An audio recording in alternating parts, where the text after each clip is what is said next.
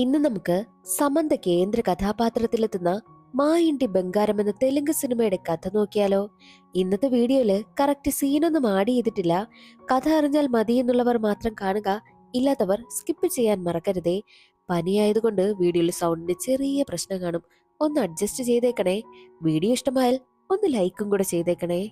കഥ ആരംഭിക്കുന്നത് വീട്ടുകാരെയൊക്കെ എതിർത്ത് വിവാഹം കഴിച്ച ഭാര്യ ഭർത്താക്കന്മാരായ സ്വർണയും അനിരുദ്ധിനെയും കാണിച്ചുകൊണ്ടാണ്. സ്വർണയ്ക്ക് സ്വന്തമെന്നോ ബന്ധമെന്നോ പറയാൻ ആരും തന്നെയില്ല. പക്ഷെ അനിരുദ്ധ് അങ്ങനെയല്ല. അനിരുദ്ധിന്റേത് നാട്ടിലെ തന്നെ പേരുകേട്ട വലിയ കുടുംബമാണ്. അതുകൊണ്ട് തന്നെയാണ് വീട്ടുകാരെ എതിർത്ത് വിവാഹം കഴിച്ചതിനാൽ അനിരുദ്ധിന്റെ വീട്ടുകാരെല്ലാവരും ഒഴിവാക്കിയതും. ഈ അനിരുദ്ധ് ഒരു ഡോക്ടറാ. സ്വർണയ്ക്ക് എല്ലാവരും വേണമെന്ന് നല്ല ആഗ്രഹമുണ്ട്. പക്ഷേ അനിരുദ്ധിന്റെ വീട്ടുകാർ അവരോട് മിണ്ടത്ത് പോലുമില്ല. അങ്ങനെ ഇരിക്കെ ഒരിക്കൽ അനിരുദ്ധിന് കുടുംബത്തിൽ നിന്നും ഒരു ഇൻവിറ്റേഷൻ വരുന്നു.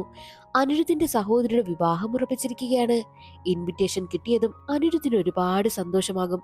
സ്വർണയും കൂട്ടി നാട്ടിലേക്കും പോവുകയാണ്. അനിരുദ്ധിനെയും സ്വർണയും കൂട്ടിക്കൊണ്ടു പോകുവാനായി എത്തിയത് അനിരുദ്ധിന്റെ സഹോദരനായ ശരത്തായിരുന്നു. ഈ ശരത്ത് ഒരു പോലീസ് ഉദ്യോഗസ്ഥനാണ്. വീട്ടിലേക്ക് എത്തുകയാണ് രണ്ടാളും. ആദ്യമായിട്ടാണ് അനിരുദ്ധിന്റെ വീട്ടിലേക്ക് സ്വർണ എത്തുന്നതും. സ്വർണയെ കാണുന്ന വീട്ടുകാരാണെങ്കിലോ അവളെ തന്നെ നോക്കി നിൽക്കുന്നു. പക്ഷേ ആർക്കും തന്നെ സ്വർണയോട് വലിയ താല്പര്യമൊന്നുമില്ല. മുറപ്രകാരമുള്ള വിവാഹമല്ലല്ലോ നടന്നത്. അനിരുദ്ധിന്റെ അച്ഛനും അമ്മയ്ക്കും സ്വർണയോട് നല്ല വെറുപ്പായിരുന്നു. കുടുംബത്തിൽ നല്ലൊരു കാര്യം നടക്കാൻ പോകുന്നത് കൊണ്ട് മാത്രമാണ് അവരെ എല്ലാവരും ക്ഷണിച്ചത്. എല്ലാവരുടെയും സ്നേഹം പിടിച്ചു വാങ്ങണമെന്നും സ്വർണ തീരുമാനിക്കുന്നു. സ്വർണയെക്കുറിച്ച് ആർക്കും അങ്ങനെ അറിയാത്തത് കൊണ്ട് തന്നെ എല്ലാവരും സ്വർണയെ അടുത്ത് വിളിച്ചിരുത്തി സംസാരിക്കുവാനായും ആരംഭിക്കുന്നു. സ്വർണയോട് അവളുടെ കുടുംബത്തിന്റെ കാര്യമൊക്കെ തിരക്കുമ്പോൾ എനിക്ക് സ്വന്തമെന്നോ ബന്ധമെന്നോ പറയാൻ ആരും തന്നെയില്ല. താനൊരു അനാഥാശ്രമത്തിലാണ് വളർന്നതെന്നും അങ്ങനെയാണ് അനിരുദ്ധിനെ പ്രണയിച്ചതും വിവാഹം കഴിച്ചതുമെന്നൊക്കെ സ്വർണ പറയുന്നു. അത് കേട്ടതോടുകൂടി അവരുടെയൊക്കെ മനസ്സിൽ വെറുപ്പ് കുറച്ചുകൂടി കൂടുകയാണ് ചെയ്യുന്നത്.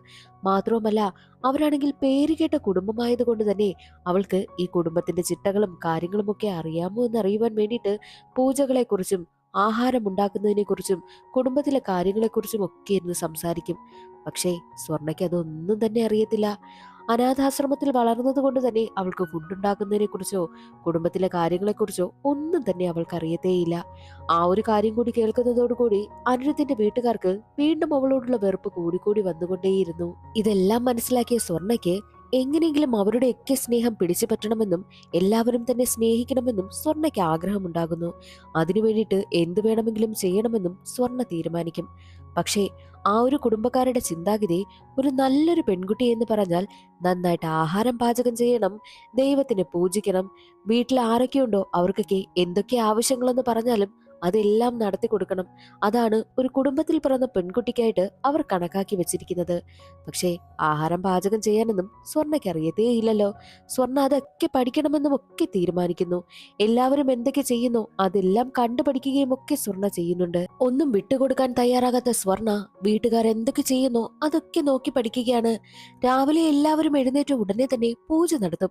പക്ഷേ പൂജ നടത്താനൊന്നും സ്വർണ്ണയ്ക്കറിയത്തില്ല.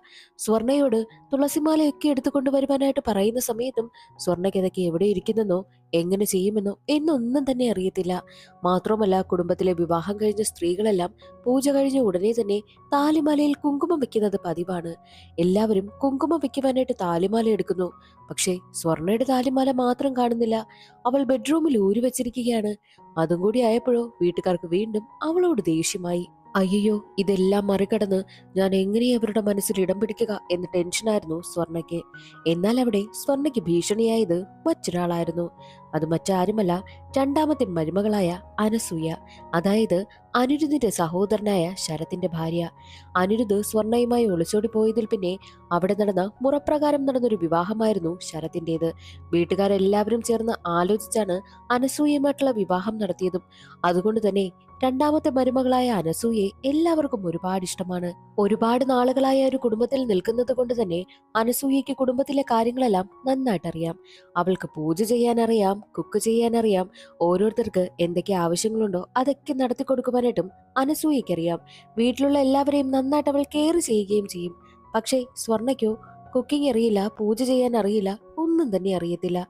അതുകൊണ്ട് തന്നെ എല്ലാവരെയും ഇംപ്രസ് ചെയ്യുവാനായിട്ട് എല്ലാം സ്വന്തമായി ചെയ്യുവാനായിട്ടും സ്വർണ തീരുമാനിക്കും.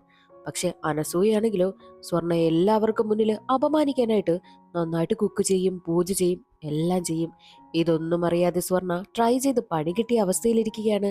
ഒരു ഘട്ടത്തിൽ നന്നായിട്ട് ഫുഡ് ഉണ്ടാക്കുവാനായിട്ട് സ്വർണ നേരെ തന്റെ കൂട്ടുകാരിയെ വിളിക്കുന്നു. അവൾ നന്നായിട്ട് ഫുഡൊക്കെ ഉണ്ടാക്കും. നീ എന്നെ ഒന്ന് സഹായിക്കുമോ? ഞാൻ നിന്റെ ബെസ്റ്റ് ഫ്രണ്ട് അല്ലേ? എനിക്കിപ്പോഴാണ് ഒരു ഫാമിലി കിട്ടിയിരിക്കുന്നത്. അത് നല്ലൊരു ഫാമിലിയാ. എനിക്കിവിടെ എങ്ങനെയെങ്കിലും കയറി പറ്റണം. അവരുടെ മനസ്സിലൊക്കെ ഇടം പിടിക്കണമെങ്കിൽ നന്നായിട്ട് ഫുഡ് ഉണ്ടാക്കി കൊടുക്കണം. അതിനു വേണ്ടിയിട്ട് നീ എന്നെ ഒന്ന് സഹായിക്കുമോ? എനിക്ക് വേണ്ടിയിട്ട് ഇവിടെ വന്നൊന്ന് ഫുഡ് ഉണ്ടാക്കി തരുമോ എന്നൊക്കെ സ്വർണ്ണ ചോദിക്കുമ്പോഴോ, ഏയ് എനിക്കതിന് പറ്റില്ലടി. എന്റെ ഭർത്താവ് എന്നെ കാണാതെ ഒരു ദിവസം പോലും നിൽക്കില്ല. അദ്ദേഹത്തിന്റെ കാര്യമൊക്കെ ഞാനാ നന്നായിട്ട് നോക്കുന്നത്. ഞാൻ അവിടേക്ക് വന്നാൽ എങ്ങനെ അതൊക്കെ ശരിയാകുമെന്നും കൂട്ടുകാരി പറയുന്നു. കൂട്ടുകാരി വരാൻ തയ്യാറാകാത്തത് കൊണ്ട് അനാഥാശ്രമത്തിലായിരുന്നപ്പോൾ ഞാനല്ലേ നിനക്ക് ചോക്ലേറ്റ് ഒക്കെ കൊണ്ടുവരുന്നത് എന്നൊക്കെ പറഞ്ഞ് താനൊരു അനാഥയില്ലേ എന്നുള്ള രീതിയിൽ സെന്റിമെന്റ്സ് ആയിട്ടൊക്കെ സംസാരിച്ച് കൂട്ടുകാരിയെ എങ്ങനെയെങ്കിലും വരാമെന്ന് സമ്മതിപ്പിക്കുന്നു. പക്ഷേ വീട്ടിലേക്ക് എങ്ങനെ കൊണ്ടുവരും? വീട്ടിലുള്ളവർക്കൊക്കെ സംശയം തോന്നില്ലേ? അതുകൊണ്ട് തന്നെ കൂട്ടുകാരിയെ അടുത്തുള്ള ഒരു ലോഡ്ജിലാണ് കൊണ്ടുവന്ന് താമസിപ്പിക്കുന്നത്. കൂട്ടുകാരി പറയുന്നത്, ഞാൻ എല്ലാ ദിവസവും നിനക്ക് നന്നായിട്ട് ആഹാരം പാചകം ചെയ്തു തരാം. നീ ആരും അറിയാത്തത് വീട്ടിലേക്ക് കൊണ്ടുവന്ന് വെക്കണം. എന്നിട്ട് എല്ലാവർക്കും വിളമ്പി കൊടുക്കണം. അപ്പോൾ എല്ലാവരും കരുതും നീയാണ് ആഹാരമൊക്കെ പാചകം ചെയ്തതെന്ന്. അല്ലാതെ ഞാൻ പറഞ്ഞു തരുന്നതനുസരിച്ച് നീ ഫുഡ് ഉണ്ടാക്കാൻ നിന്നാൽ ചിലപ്പോൾ ശരിയായില്ലെങ്കിലോ? നീ പതിവ് പോലെ പൂജയ്ക്കെന്ന് കണ്ടുപിടിച്ച് പൂജയ്ക്ക് നന്നായിട്ട് ചെയ്യണമെന്നും കൂട്ടുകാരി പറയുന്നുണ്ട്. അതനുസരിച്ച് അങ്ങനെ ചെയ്യാമെന്നും സ്വർണ്ണ തീരുമാനിക്കും. അവർ പ്ലാൻ ചെയ്തതുപോലെ തന്നെ കൂട്ടുകാരി ആഹാരമൊക്കെ പാചകം ചെയ്ത് സ്വർണ്ണയെ കൊണ്ടുവന്ന് ഏൽപ്പിക്കുന്നു. സ്വർണ്ണ രാവിലെ തന്നെ എഴുന്നേറ്റ് കുളിച്ച് റെഡിയായി പൂജയൊക്കെ ചെയ്തതിനു ശേഷം എല്ലാവർക്കും ഭക്ഷണമൊക്കെ വിളമ്പിക്കൊടുക്കുന്നു. എല്ലാവർക്കും ഭക്ഷണമൊക്കെ ഒരുപാട് ഇഷ്ടമാവുകയാണ്. അങ്ങനെ ദിവസങ്ങളൊക്കെ കടന്നു പോകുന്നു. ഇത് തന്നെയാണ് അവർ തുടർന്നുകൊണ്ടേയിരിക്കുന്നതും. അങ്ങനെ ഇരിക്കെ കൂട്ടുകാരിക്കൊപ്പം മാർക്കറ്റിൽ സാധനം വാങ്ങുവാനായി നിൽക്കുകയായിരുന്നു സ്വർണ്ണ. സ്വർണ്ണയെ ആരോ ഫോളോ ചെയ്യുകയാണ്. അത് സ്വർണ്ണയ്ക്ക് മനസ്സിലായി. എത്ര തന്നെ അവരെ വെട്ടിച്ച് പോകുവാനായിട്ട് നോക്കിയിട്ടും അവർ സ്വർണ്ണയെ ഫോളോ ചെയ്തുകൊണ്ടേയിരുന്നു. ഇനി ഇങ്ങനെ വിട്ടാൽ പറ്റില്ല എന്ന് കരുതി തന്നെ ഫോളോ ചെയ്യുന്ന ആളിന്റെ അടുത്തേക്ക് പോയിട്ട്, ആരാടാ നീ? നിനക്ക് എന്താ വേണ്ടതെന്ന് ചോദിക്കുമ്പോൾ, നീ ജാൻസി അല്ലേ എന്നായിരുന്നു അയാളുടെ മറുപടിയും. അത് കേട്ടതും സ്വർണ്ണയ്ക്ക് വല്ലാതെ ദേഷ്യം വരും. ഞാൻ ജാൻസി ആണെങ്കിലും അല്ലെങ്കിലും നിനക്കെന്താ? ഇനി എന്റെ പിന്നാലെ വന്നു കഴിഞ്ഞാൽ നിന്നെ കൊല്ലുമെന്ന രീതിയിലാണ് സ്വർണ്ണ സംസാരിക്കുന്നത്. അത് കേട്ട് സ്വർണ്ണയുടെ കൂട്ടുകാരി വരെ പേടിച്ചു പോയി. അവനും അവിടെ നിന്ന് പോവുകയാണ് ചെയ്യുന്നത്. എന്നാൽ അയാൾ നേരെ വരുന്നത് ജയിലിലേക്കാ. കർണ എന്നൊരാളിനെ കാണുവാൻ വേണ്ടിയിട്ടാണ് വന്നിരിക്കുന്നതും. ഞാനെന്നൊരു പെണ്ണിനെ കണ്ടു. അവളെ കാണുവാനായിട്ട് ജാൻസിയെ പോലെ തന്നെയാണുള്ളത്. പക്ഷേ അവൾ ജാൻസിയാണോ അല്ലയോ എന്നുള്ളതൊന്നും അറിയത്തില്ല എന്നും അയാൾ പറയുമ്പോഴോ, ഒരു കാര്യം ചെയ്, അവൾ ജാൻസി അല്ല എന്നുണ്ടെങ്കിൽ നീ അവളെ കൊന്നുകളാ. അഥവാ അവൾ ജാൻസിയാണെന്നുണ്ടെങ്കിൽ അവൾ നിന്നെ കൊന്നോളുമെന്നും കർണ പറയുന്നു. കർണ പറഞ്ഞതനുസരിച്ച് ജാൻസിക്കടുത്തേക്ക് പോവുകയാണ് കർണയുടെ കൂട്ടാളികൾ. എന്നാൽ മറ്റൊരു വശത്ത് സ്വർണ്ണ തന്റെ കൂട്ടുകാരിക്കടുത്ത് നിന്നും ഫുഡൊക്കെ റെഡിയാക്കി വീട്ടിലേക്ക് കൊണ്ടുപോകുന്ന പരിപാടിയിൽ ഏർപ്പെട്ടുകൊണ്ട് നിൽക്കുന്ന സമയം തന്റെ വീടിന്റെ പരിസരത്തായിട്ട് വണ്ടിയുടെ ശബ്ദമൊക്കെ സ്വർണ്ണ കേൾക്കുന്നു. ഈ സമയത്ത് എങ്ങനെ ഇവിടെ വണ്ടി വരാനെന്നൊക്കെ അവൾ ചിന്തിച്ചു നോക്കുന്ന സമയത്താണ് ഗേറ്റിന് മുന്നിലായിട്ട് കുറെ പേർ വരുന്നത്. അതിൽ അന്ന് സ്വർണ്ണയെ ഫോളോ ചെയ്തവനും ഉണ്ടായിരുന്നു. അതോടുകൂടി എന്തോ പ്രശ്നമുണ്ടെന്നും സ്വർണ്ണയ്ക്ക് മനസ്സിലായി. അവനാണെങ്കിൽ സ്വർണ്ണയ്ക്കടുത്തേക്ക് വരുന്നു. നീ ജാൻസി അല്ലേ എന്ന് ചോദിക്കുകയാണ്. അല്ല എന്ന് ഞാൻ എത്ര തവണ പറയണമെന്ന് സ്വർണ്ണ പറയുമ്പോൾ ഉടനെ തന്നെ സ്വർണ്ണയെ അറ്റാക്ക് ചെയ്യുവാനായിട്ടും അവൻ ശ്രമിക്കുന്നു. എന്നാൽ സ്വർണ്ണ വിട്ടുകൊടുക്കുമോ? ഇല്ല. അവളും തിരിച്ചു തല്ലുകയാണ്. ഒരുവിധം കഷ്ടപ്പെട്ട് ജീവൻ തിരിച്ചു പിടിച്ചാണ് വന്നവരെല്ലാവരും തിരിച്ചവിടെ നിന്നും ഓടി രക്ഷപ്പെടുന്നത്. സാധാരണ ഒരു കുടുംബത്തിൽ ജീവിക്കുന്ന പെൺകുട്ടി, തനിക്കും ഒരു കുടുംബം വേണമെന്നൊക്കെ ആഗ്രഹിക്കുന്ന ഒരു പെൺകുട്ടി ഇതുപോലൊരു ഫൈറ്റിനിറങ്ങുകയാണെങ്കിൽ അവളുടെ പിന്നിൽ ഒരു കഥ കാണുമല്ലോ. സ്വർണ്ണയുടെ ഫൈറ്റ് എല്ലാം കണ്ടുകൊണ്ട് നിൽക്കുകയായിരുന്ന കൂട്ടുകാരി, നീ എന്താ ഇങ്ങനെയൊക്കെ? നീ ആരാ എന്നൊക്കെ കൂട്ടുകാരിയും ചോദിക്കുന്നു. നേരെ കർണയ്ക്കടുത്തേക്ക് എത്തുന്ന കൂട്ടാളിയും അവൾ എന്നെ തിരിച്ചു തല്ലി എന്നുള്ള കാര്യമൊക്കെ പറയും. നിന്നെ തിരിച്ചു തല്ലിയിട്ടുണ്ടെങ്കിൽ അത് ജാൻസി തന്നെയാണെന്നും കർണ പറയുന്നു. അങ്ങനെ കർണയാണെങ്കിലോ ജയിലിൽ നിന്നും ഇറങ്ങുവാനായിട്ടുള്ള എല്ലാ കാര്യങ്ങളും ചെയ്യുകയാണ്. ജാൻസിയാണതെന്ന് മനസ്സിലാക്കിയതോടു കൂടിയാണ് കർണയ്ക്ക് ജയിലിൽ നിന്ന് ഇറങ്ങുവാനായിട്ടുള്ള ആഗ്രഹവും ഉണ്ടായത്. ഇത്രയും നാള് ജയിലില് നല്ല പിള്ളയെ പോലെ കഴിഞ്ഞിരുന്ന ആളാണ് ഈ കർണ.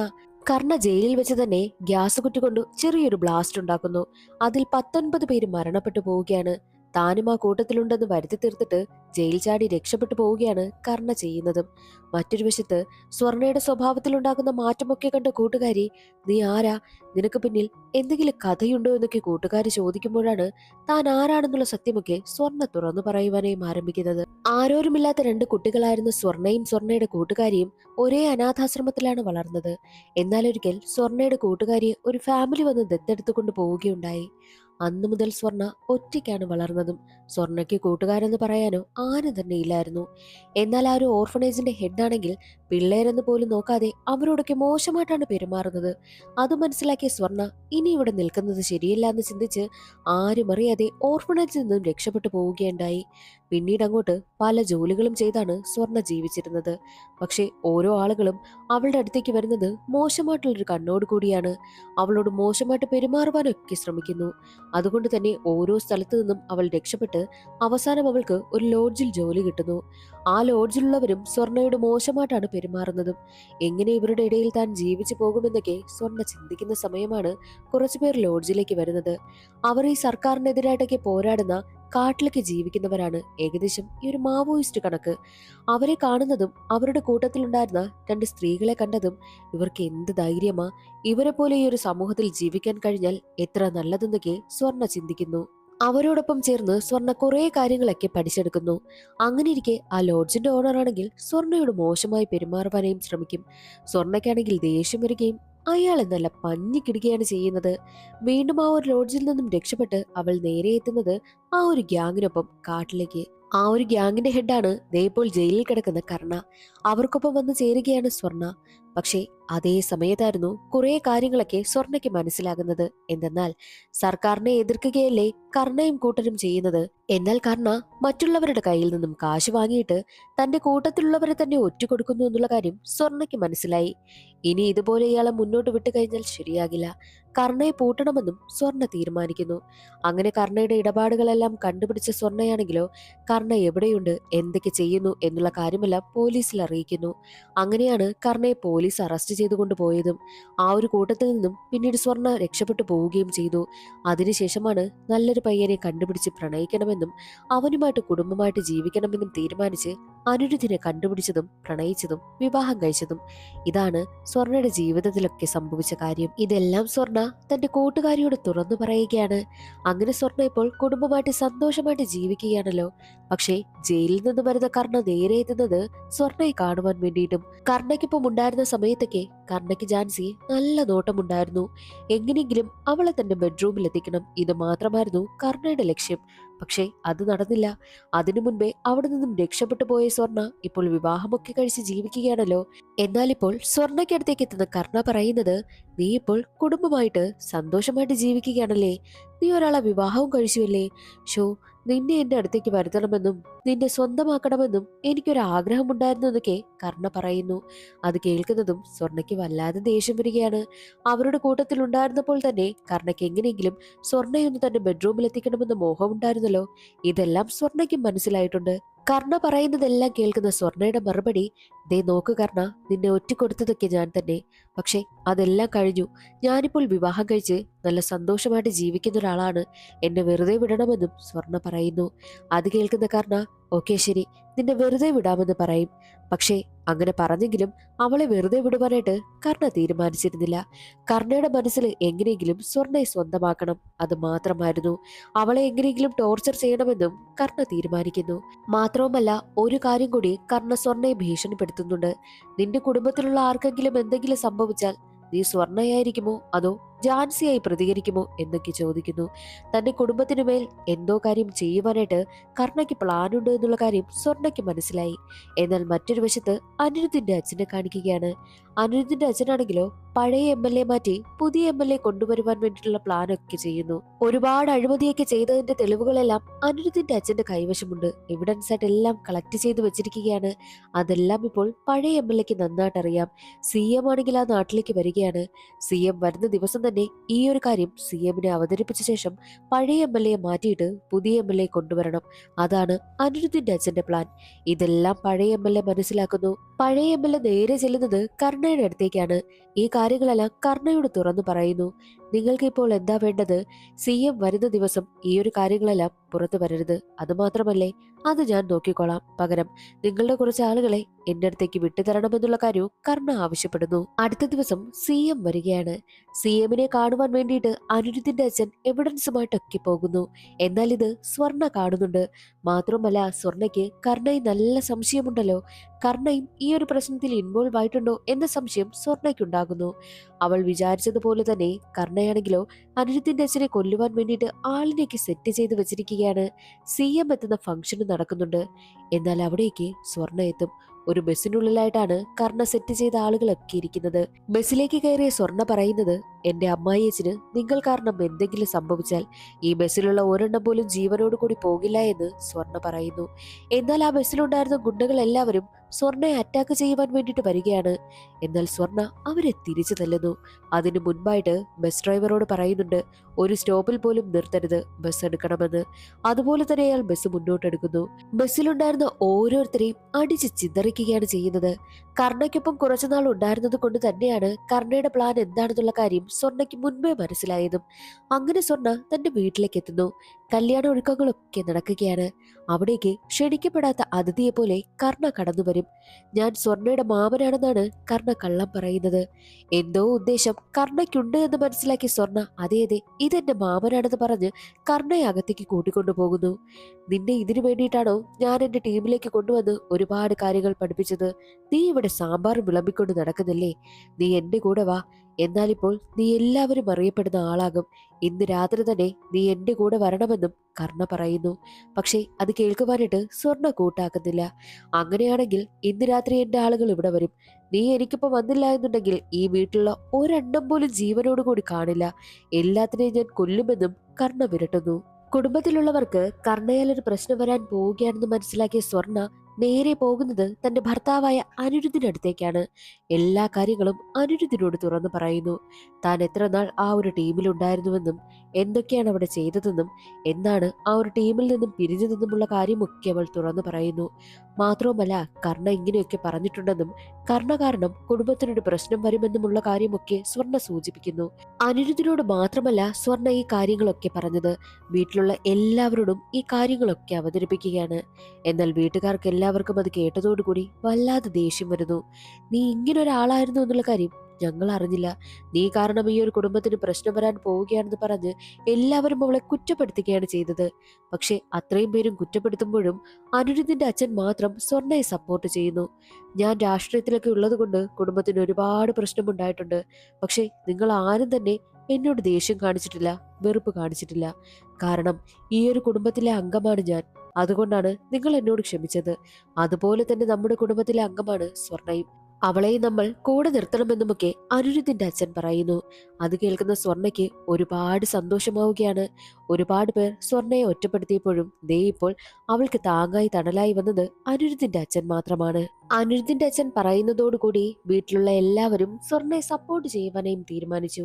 നീ ഞങ്ങളുടെ കുടുംബത്തിലെ അംഗമാണ്. ഇനി നിനക്ക് എന്ത് സംഭവിച്ചാലും നിനക്കൊപ്പം ഞങ്ങളുമുണ്ടെന്നും കുടുംബത്തിലുള്ള എല്ലാവരും പറയുന്നു. അന്നേ ദിവസം രാത്രി കർണയുടെ കൂടെ ഒരുപാട് പേരെത്തുകയാണ്. അതും പഴയ MLA-യുടെ ആളുകൾ. കർണ പുറത്തു നിന്നിട്ട് തന്റെ കൂട്ടാളികളെ എല്ലാവരെയും അകത്തേക്ക് പറഞ്ഞു വിടുന്നു. എന്നാൽ അകത്ത് സ്വർണയും സ്വർണയുടെ കുടുംബക്കാരും അവരോട് പോരാടുവാനായിട്ടും റെഡിയായി നിൽക്കുകയാണ്. അകത്തേക്ക് വരുന്ന ഗുണ്ടകൾക്കൊപ്പം വലിയ ഫൈറ്റ് തന്നെ നടക്കുന്നു. എല്ലാവരും പോരാടി പിടിച്ചു നിൽക്കുവാനായിട്ട് ശ്രമിക്കുകയാണ്. എന്നാൽ ഒരു ഘട്ടത്തിൽ സ്വർണയുടെ അമ്മായിയച്ഛനെ ഒരുത്തൻ കത്തി കൊണ്ട് കുത്തുന്നു. മാത്രമല്ല ശരത്തിനെ ഷൂട്ട് ചെയ്യുകയും ചെയ്യുകയാണ്. അത് കാണുന്നതോടുകൂടി സ്വർണയ്ക്ക് ആകെ സങ്കടം. തനിക്ക് വേണ്ടിയിട്ടാണല്ലോ അവരിങ്ങനെയൊക്കെ പ്രശ്നങ്ങൾ അനുഭവിക്കുന്നത് എന്ന് ചിന്തിച്ച സ്വർണ എല്ലാവരോടും ഒറ്റയ്ക്ക് പോരാടുവാനായും തീരുമാനിക്കുന്നു. തന്റെ വീട്ടിലുള്ള എല്ലാവരെയും പുറത്തേക്ക് ഇറങ്ങുവാനായിട്ടാണ് അവൾ ആവശ്യപ്പെടുന്നത്. നിന്നെ എങ്ങനെ ഒറ്റയ്ക്കാക്കിയിട്ട് ഞങ്ങൾ പോകുമെന്നൊക്കെ വീട്ടുകാർ ചോദിക്കുമ്പോൾ ഞാനിതെല്ലാം നോക്കിക്കൊള്ളാം, നിങ്ങൾ സേഫായിട്ട് പുറത്തേക്ക് പോകുവാനായിട്ടാണ് സ്വർണ ആവശ്യപ്പെടുന്നത്.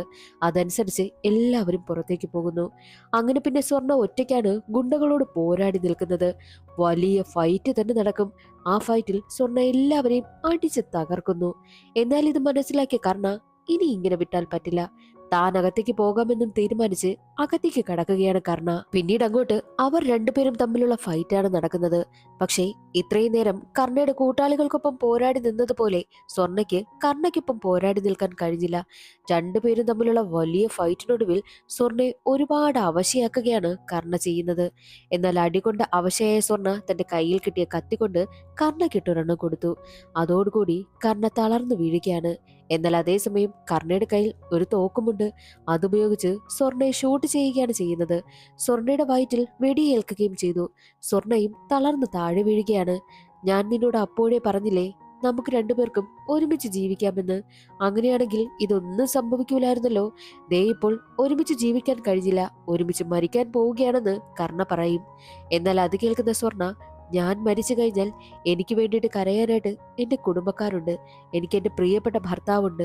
എന്നാൽ നീ മരിച്ചാൽ നിനക്ക് വേണ്ടിയിട്ട് കരയാൻ ആരെങ്കിലും ഉണ്ടോ എന്ന് സ്വർണ്ണ ചോദിക്കും. അത് കേൾക്കുന്നതും കർണ ഒരു നിമിഷം ആ ഒരു കാര്യമെല്ലാം ആലോചിച്ച് സങ്കടപ്പെടുകയാണ്. അങ്ങനെ കർണയും അവിടെ വെച്ച് മരണപ്പെട്ടു പോകുന്നു. സ്വർണ്ണ ജീവന് വേണ്ടിയിട്ട് പോരാടുകയാണ്. ആ ഒരു സീൻ അവിടെ കട്ടായി അനിരുദ്ധിന്റെ സഹോദരിയുടെ വിവാഹ ചടങ്ങെല്ലാം നടക്കുന്നു. വിവാഹമൊക്കെ മംഗളകരമായിട്ട് കഴിയുകയാണ്.